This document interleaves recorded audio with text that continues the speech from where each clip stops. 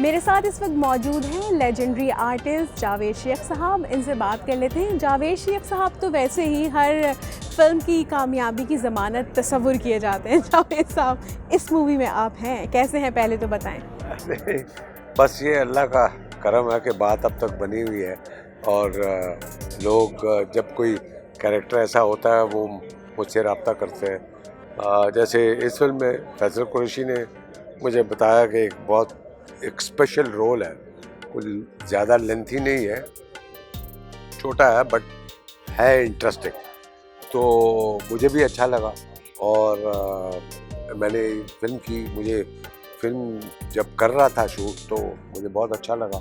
अरे शेख साहब, एक वक्त था कि आप भी ईद पे फिल्म्स रिलीज़ कर रहे होते थे, अब आप फिल्म क्यों नहीं बना रहे? नहीं, मैंने कभी ईद पे रिलीज़ नहीं की फिल्म। अच्छा। हाँ, आप मुश्किल से लेके यस बॉस, कहीं प्यार ना हो जाए, खुले आसमान के नीचे, ये दिल आपका हुआ, ये कोई ईद पे नहीं थी। मेरा मानना ये है कि आप फिल्म लगाएं सारी चीज़ों को देखने के बाद कि मुल्क में हालात कैसे हैं, आंधी तूफ़ान बारिश को मद्देनज़र रखते हुए, और फिर फिल्म लगाएं। फिल्म आपकी अच्छी हो तो उसकी प्रॉपर पब्लिसिटी हुई भी है तो फिर कोई रोक नहीं सकता, और ऐसा हुआ है।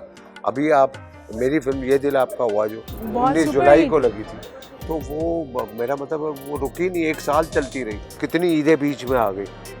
ये अभी मौला जट थी, ये भी आप देखें, ये ईद पे तो नहीं लगी मगर उसने कमाल क्रिएट कर दिया, एक पूरी दुनिया में अपनी धात बिठा दी। अच्छा, ये बताएं आप कब फिल्म बना रहे हैं? मैं बना रहा हूँ अभी बहुत जल्द। मैं 2 फिल्में अभी पाइपलाइन में है। एक की तो अभी शूटिंग जून जुलाई में अभी इंग्लैंड में होगी और लाहौर में होगी, और दूसरी फिल्म अभी लिखी जा रही है। तो 2 फिल्में इस साल इंशाल्लाह शुरू होंगी 2023 में।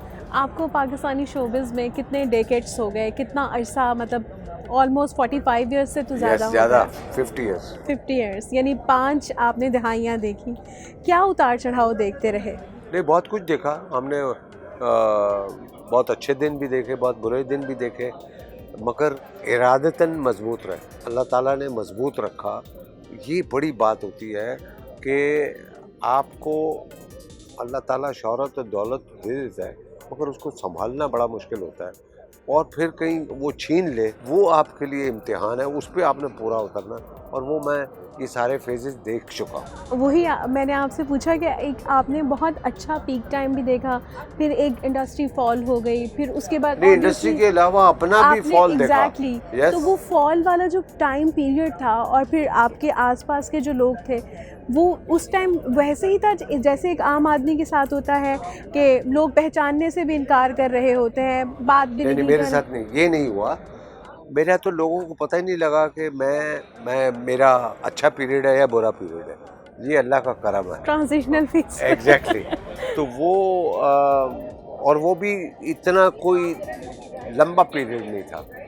अल्लाह ताला ने फ़ौरन ही सुन ली और फ़ौरन उसका मसला हल कर दिया, मगर उसमें मेरा मजबूत रहना और मेरा अल्लाह पे भरोसा रखना। वैसे मिसाल के तौर पे एक वक्त आया कि भाई लाहौर की इंडस्ट्री ने कहा कि जावेद शेख को बोलो ख़त्म हो गया, इसके पास कोई फिल्म नहीं है, ये वापस कराची जाए। मैंने कहा क्यों, तुम कौन होते हो मुझे रोकने वाले? Exactly, I was talking about the same. Yes, कि भाई क्यों जाऊँ, तुम्हारा राज़िक वो है, मेरा भी राज़िक वो है, जिस दिन वो नहीं चाहेगा फिर मैं चला जाऊँगा, तुम्हारे कहने से तो नहीं जाता। और मैं डटा रहा, और मैं डेली स्टूडियो में अपने कमरे में जाता था चाय पीने के लिए। वो अल्लाह ताला को बात पसंद आ गई, और अल्लाह ताला ने उसी दौरान ही मुझे एक ऐसी अपॉर्चुनिटी दी कि वो आज तक यादगार है, जो कि ये दिल आपका हुआ की सूरत। ज़बरदस्त। अच्छा शेख साहब, ये बताइएगा, आपका एक पेयर नीली के साथ बहुत ज़्यादा जो है वो फेमस रहा। अब कभी आपको ऐसा हुआ कि नीली से कोई कांटेक्ट हुआ? वो तो बिल्कुल ही छोड़ गई, सेपरेट हो गई। और मेरी फिल्म थी, वो कर रही थी, उसका नाम था मुझे जीने दो, और फिर उनका कोई घरेलू इशू था, प्रॉब्लम था, और शी वाज टायर्ड। तो उसने मुझे रिक्वेस्ट की कि मेरा जो काम आपने किया हुआ है ये निकाल दें, बड़ी मेहरबानी होगी। तो मैंने फिर वो उनको निकाल के उसकी जगह फिर सना को कास्ट किया था।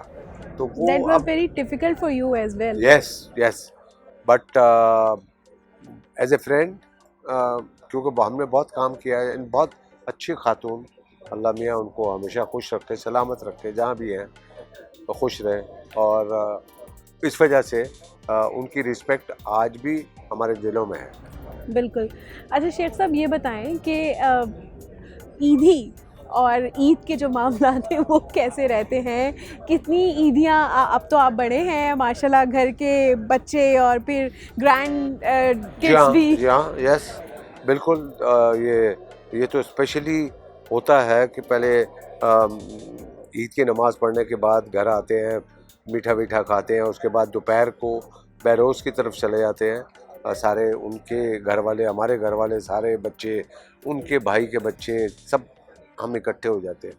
तो वो स्पेशली वो नए नोट लेके जाता हूँ कि सबको बांटने हैं। तो अब तो महंगाई होगी, अब मजीद डबल लेके जाएंगे। अब तो महंगाई, इन्फ्लेशन ज़रा बढ़ गई है, अब ज़रा और डबल लेकर जाएंगे नोट्स। वो क्या करें, मजबूरी है, मजबूरी है। सही। तो फिर ईद में क्या स्पेशल होता है? सवैयाँ वगैरह, जर्दा? यस, सवैयाँ होती है, शीर खुरमा, सबसे इम्पोर्टेंट हलवा पूरी। अच्छा, यानी नमाज के बाद? नमाज के फ़ौरन बाद, बल्कि नमाज पढ़ते हैं जाके, मैं और शहजाद जाते हैं, रियाज जी मेरे साथ लड़का है, हम जाते हैं और नमाज पढ़ने के बाद सीधा पूड़ियों वाले के पास जाते हैं और वहाँ से खुद लेके आते हैं और वो गर्मा गर्म फिर हम खाते हैं। अच्छा, आप ये बताइएगा कि आज से अगर हम आपके एरा में जाकर ईद को देखते हैं तो उस वक्त ईद कैसी होती थी? उस वक्त की ईद की सेलिब्रेशन कैसी होती थी? और अब ईद की सेलिब्रेशन ऑब्वियसली वो तो अब हम देख रहे हैं। नहीं, वो तो देखो, जब आदमी ये इट ऑल एज के हिसाब से बंदा करता है, अल्लाह गुला करता है, फिल्में देखता है, इधर हो जाता है, खाने खाता है, ये करता है। अब एज के हिसाब से, जिम्मेदारियों के हिसाब से वो डिफरेंट हो जाता है, थोड़ा माइल्ड हो जाता है, फिर वो सुकून से बैठना चाहता है और वो लोगों को देखता है कि इसको क्या ज़रूरत है, क्या करना है, वो ऐसा होता है। सही। अच्छा, आखिर में सिर्फ आपसे ये सवाल करूँगी कि अब चूँकि ये रमज़ान का महीना है और अब जैसे हालात भी कुछ इस तरह से, कोई मैसेज आप लोगों को देना चाहेंगे ख़ास करके हालात से रिलेटेड के? क्योंकि रमज़ान है, लोग खुले दिल का मुजाहरा करें, बरकतों का महीना है। मेरा तो ये ईमान ही यही है, मेरा तो ईमान ये है। और ऐसा नहीं है, देखें, आपने अगर किसी के लिए करना है तो उसमें ऐसा नहीं है कि मैं अपने नौकर को कहता हूँ ये जाके यार बांट आओ। नो, मैं क्या करता हूँ, खाना बनवाता हूँ, उसको पैक करवाता हूँ खुद, इसमें ये चीज़ ये भी हो, फलानी चीज़ पोटी हो, प्रॉपर हो, और जिसमें देना है वो थैलियाँ ना हो, यानी कि एक साफ़ सुथरा हो, तरीक़ेकार होना चाहिए, ताकि वो उसके हाथ में भी आए तो उसको पता लगे कि मेरी इज्जत की गई है।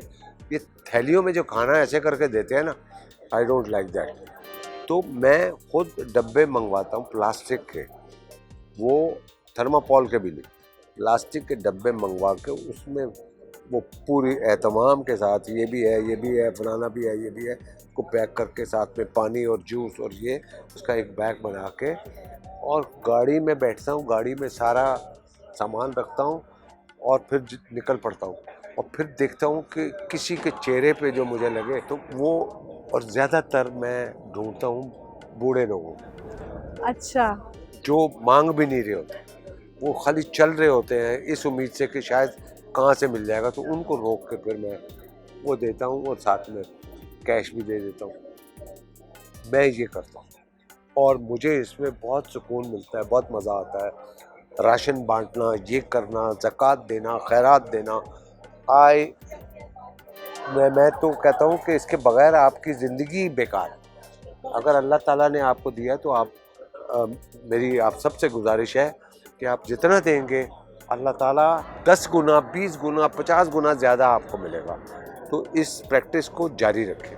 Thank you so much Sheikh साहब, थैंक यू।